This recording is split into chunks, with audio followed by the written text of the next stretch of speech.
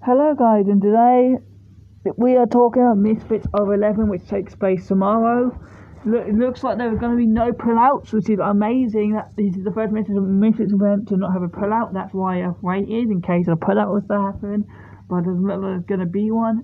So obviously the card is really interesting card. There's some good fights and there's some okay fights.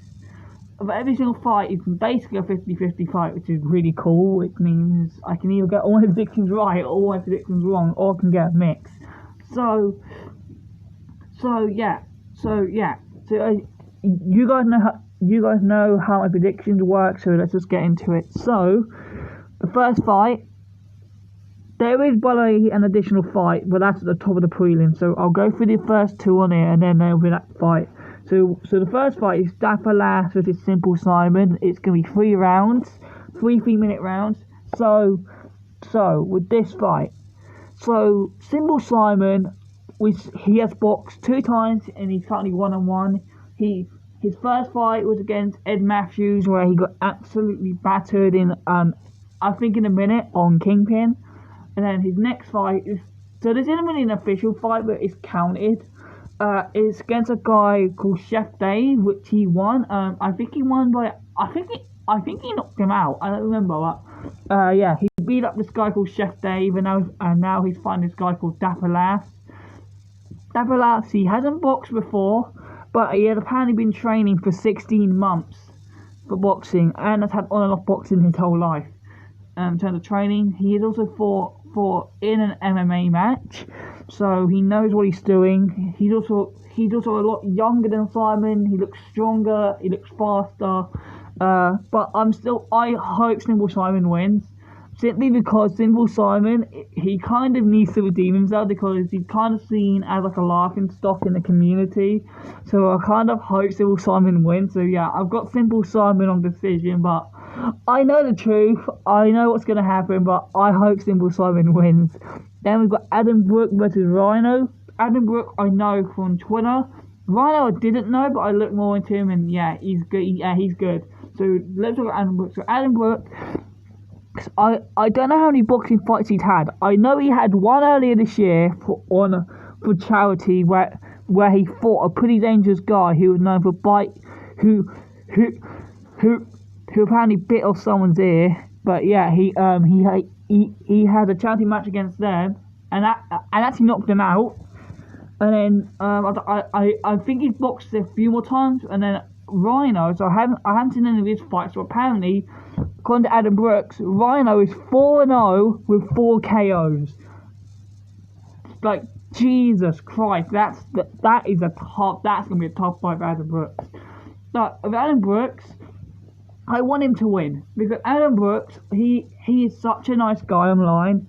Like, he's against all knife crime. He fights for charity, as he respects, he cares for people. Like, he's actually such a great and like genuine guy. So yeah, I hope he wins, and I got Adam Brook on decision. So the next fight, it isn't listed on here, but it's a guy called Musa Kaysen versus Petri. And I'm not saying his last name, because it's like he's a Polish guy. So Madsen Kaysen, so he is known as the Muslim boxer. That's his walkout thing.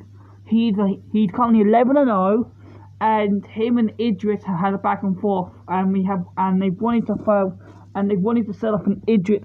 They want to have people really want to see the Muslim fighter fight Idris Virgo, which that'd be a great fight.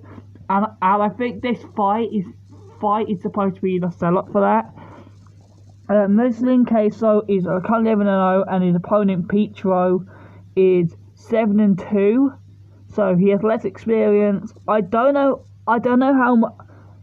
how well they've done in terms of like a boxing career. I'm gonna see if I can have a quick look later on.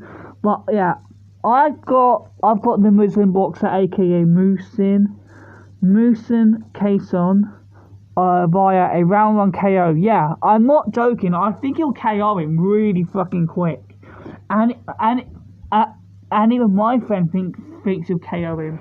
So yeah, I got that. So yeah, that's my prelim prediction. Now onto the main card.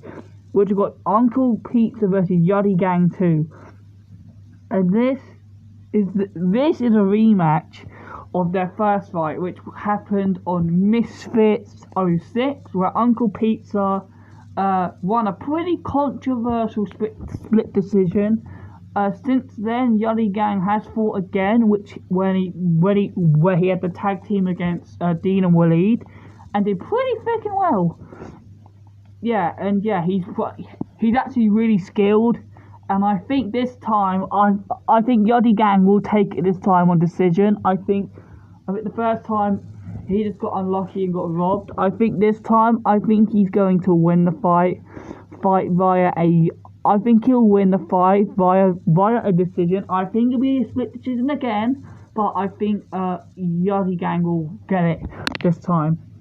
The next fight, and this is a hype one.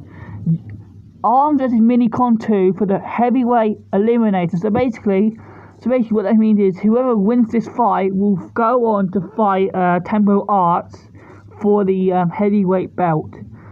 So Arms versus Minicon 2. So let me go to the backstory. So Arms and Minicon had a fight before on Showstar, which they rebranded to Kingpin, and Arms won that fight by decision, but Arms left the arena on a stretcher because his cardio got so bad that he had to leave on a stretcher. And then ever since then, the whole there's been quite a lot of build up in the press conference as well between these two. Minicon and Arms have both fought again since. Minicon has fought. I think he has fought 3 times. He fought. I'm trying to remember the name. Nick Nack Paddywhack, where he won on disqualification. Then he fought Jake the Viking and got a draw. Got a split draw he got a draw. And then his latest fight on a different promotion, he lost. And then Arms, he had that fight against Master Ugo, which I did not expect Arms to come out looking that good. And Arms won via a round 1 KO. And I think this time, Arms will win again, but I think he's going to knock him out. I think, I still have my fence predictions he's going to get this in, but I changed my mind. The fight is 4 rounds. I think he's going to knock him out in the 3rd round. I think he will TKO Minicon in the 3rd round. Arms just looks so much better now. He's improved so much. And yeah, I'm picking Arms via a round 3 TKO. Next fight. This fight is a hype, probably fight of the night. Gabriel Silva versus OJ Rose. And the winner of this, by the way, will go and fight Anthony Taylor, apparently, which will be really interesting. So, now OJ Rose is the underdog, which I don't get how. Gabriel Silva, I know he has more experience, more fights, all of that, but he's been knocked out before. OJ Rose is 3-0 with 3 KOs, and I think that's going to continue. Yeah, I think OJ Rose will knock out Gabriel Silva in round 4. So yeah, in the final round, I think he'll knock him out. And yeah, OJ Rose, he's very good. And Gabriel Silva, I know has a lot more experience, but I just think OJ Rose can beat him. And yeah, so I'm gonna go OJ Rose round 4 KO. Next fight, and this is a good one. Julie Polka versus Alina Vampira. Now, so these 2 women are extremely skilled. They come to fight. It's gonna be an entertaining fight. And apparently as well, Barbie is coming in the wing. So I think the win of this fight might go and fight Barbie, which is really interesting. And this is for the Misfits women's cruiserweight title. So breaking down their records, Julie has fought Elle Brooke and won, but Elle Brooke wasn't fighting her normal weight, but that is still really impressive. And she also beat Deanna Hemsley as well, but she only got decisions from both fights. And then I want to remind you, Elle battered her though. Even though Elle lost, she battered Julie's face up badly. well, with Lena Vampira, she had a fight before which she won on decision, and then her latest fight, which she said she had 2 weeks of training for, which was against Fangs. She absolutely bodied. She actually battered Fangs, and I think she won by round 2 TKO. So going into this, I've got Alina Vampira on a. I think I said decision. I think I said decision, but no, I didn't. I think I said round 4 TKO for Alina Vampira.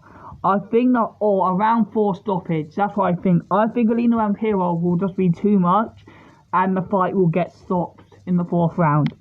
And then the final fight, Jarvis versus B-Dave for the welterweight title. Jarvis and B-Dave. Jarvis is coming off a loss to Gibb. B-Dave is coming off that impressive tag team performance. But there is something I need to mention, and that's the amount of rounds. 5 rounds. Can B-Dave go 5 rounds? Because B-Dave has only ever gone 4 rounds. He has never gone 5. And when you're saying, oh, but that actually means he goes 5. Wrong. Because all the times he's gone 4 rounds have been the tag team fights. And tag team, you get breaks. So really, he's only ever really done a max of 3 rounds. And now against Pineda, and he was gassing out in parts of that fight. He was gassing out. While Jarvis, we saw against Gibb, where that was I think him versus Gibb was a 5-round fight. Jarvis's cardio held up the whole time. Also, Jarvis is a lot better technically. He's got power. B-Dave's got power too, but Jarvis has got power, and I think Jarvis is just going to be too much, and I think Jarvis will win on a round 4 TKO. Yeah, and that's why because that's my prediction for Misfits 11.